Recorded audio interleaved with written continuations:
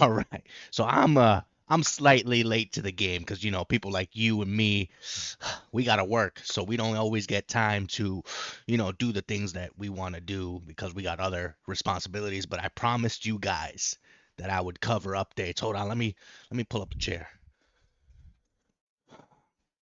All right, so as you all know, if you don't live under a rock, there has been a patch note, and today is November 13th, and we have an update to the game. All right, so real quick before I continue on, my name's M4 Actual. If you're coming from my other videos, welcome back. And if you're new to the channel, this channel is just me covering Arc Raiders content, whether it be news, gameplay, guides, and just rants about very common Arc Raiders discussions. So without further ado, today we're going to be covering the hot topic, some news that came out yesterday, which is amazing. I'm not going to cover it all. I'll leave in the description the notes, the patch notes, so that way you guys can go read yourselves. But I'm going to be covering some of the big W's, man. Some of the things that show me why I have so much trust in Embark Studios. All right, so this patch came out on November 13th, but it was announced on November 12th yesterday. So the patch is out today, guys. If you're watching this video on November 13th, the patch is out. Make sure you update your Steam, your PS5, your Xbox, wherever you got the game, because the update is out. And there are a few things that you're going to want to hear that I'm excited about that you should be excited too. Okay, with the announcements of the patch notes, there was a video that came out from Arc Raiders from their official YouTube channel that, teased Stella Montes. Now, like I said, I'm sorry if I don't read all of this and you're looking for like a in-depth coverage. I just want to cover the important stuff. One of the ones being the reduced character movement latency on the server to improve the desync problem where it looks like you get damaged even after being behind cover. Look, this happens a lot, especially if you're a PvPer in the game. You're PvPing, you get behind cover and you still get shot somehow. Supposedly this patch is going to fix it. To me, that's a huge dub. I can't wait to see it in effect when I actually play the game after I get off work, because us working folks, man, we got to still make money, right? All right, so moving down to some of the balance changes, as you can see, the wolf pack, the values has changed from 3,000 to 5,000, so it's a little more expensive, and it's a little more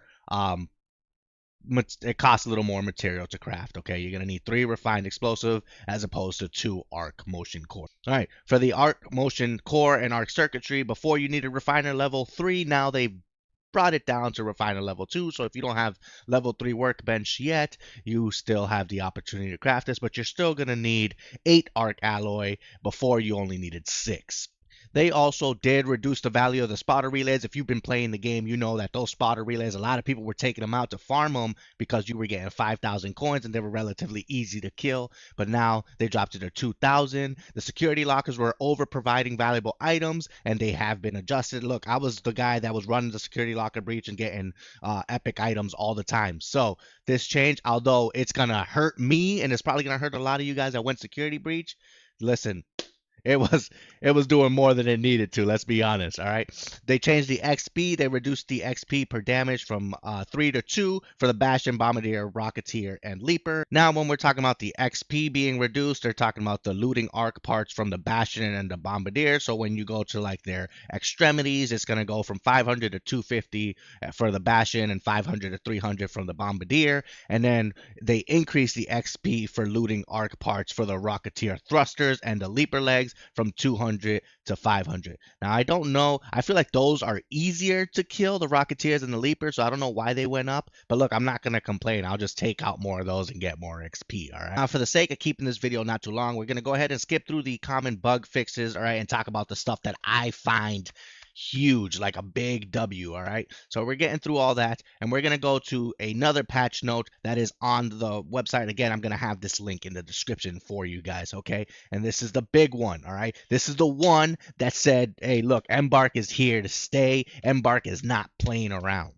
Look, a lot of people, man, a lot of people have been complaining about this duo matchmaking. I'm tired of running with my boy, my homeboy, and we running into 3 people every single time. Like, why don't we have a duo queue?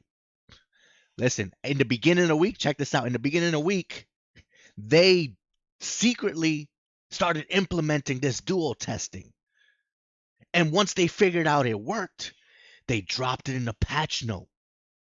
What other studios is doing stuff like that? They were doing this secretly. They were secretly throwing in sprinkles, like silent testing is what they called it.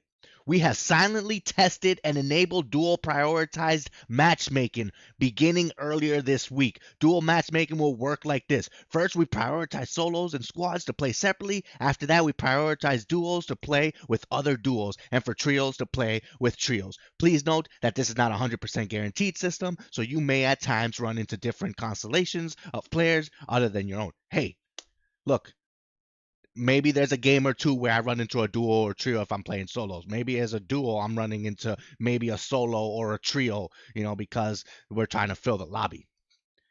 But at least you're working towards making it fair gameplay, and I love that. But look, that we go even further. We talk about the store cosmetic prices, bro. People were complaining, hey, this stuff is too expensive. It costs too much. What they do, bro? They reviewed the prices and made adjustments, but they didn't stop there, bro.